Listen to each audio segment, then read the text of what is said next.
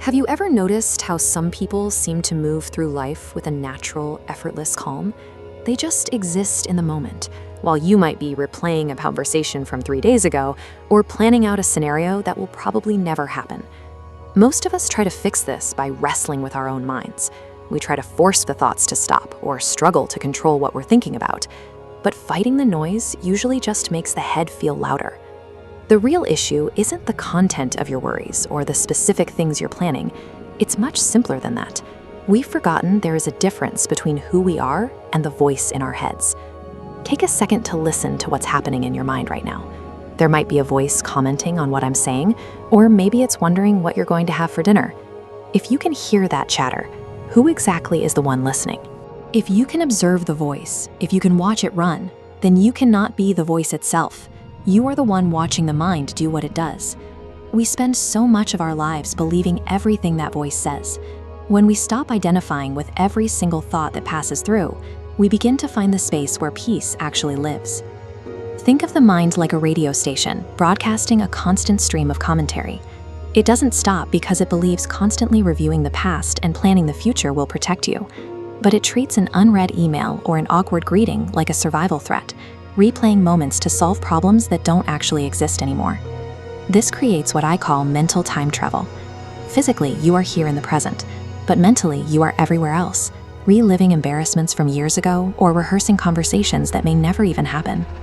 Every time you argue with that voice or try to fix what it's worried about, you give it more fuel. The more you engage with the noise, the more important it feels, and the louder the radio gets. People who stay calm haven't necessarily silenced their minds. They've just stopped taking the broadcast so seriously. They hear the noise, but they know it isn't the truth of who they are. The voice is almost always talking about the past or the future. It's incapable of existing in the present because the present moment doesn't need a play-by-play. It just is. When we aren't present, the mind creates an emotional echo chamber. A neutral event, like a text message, gets analyzed until it becomes a fictional story about a failing relationship. Your body doesn't know the story is fictional, reacting with a racing heart to imagined scenarios. You end up having a physical reaction to a conversation that only exists in your head. Most of our daily suffering doesn't come from what is actually happening. It comes from the stories the mind tells us about what is happening. The anxiety isn't about the present, it's about the scenarios we're imagining. Once you see how the mind builds these loops, you realize you've been reacting to ghosts. Seeing this clearly makes it possible to stop following the endless stories in your head and physically step back into reality. To break that cycle, you can use a technique I call notice and name. First, when you catch your mind spinning, pause and label it.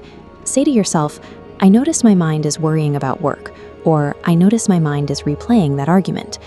Second, remind yourself that because you can hear the internal broadcast, you are the one listening, not the voice itself. This helps create a small bit of distance between you and the chatter. Third, anchor your attention to something happening right now. Feel your feet on the floor, listen for 3 distinct sounds in the room, or take 1 conscious breath. The thoughts will probably keep going in the background, and that's fine. You're simply choosing to let them run while you keep your attention on what is actually real. Each time you catch the chatter without getting pulled into the story, you're training yourself to stay in the present. You are building the habit of being the observer instead of being the noise. You'll start to catch the worry earlier, before it takes over your body. Every time you remember that you aren't your thoughts, you come back to the part of yourself that has always been at peace.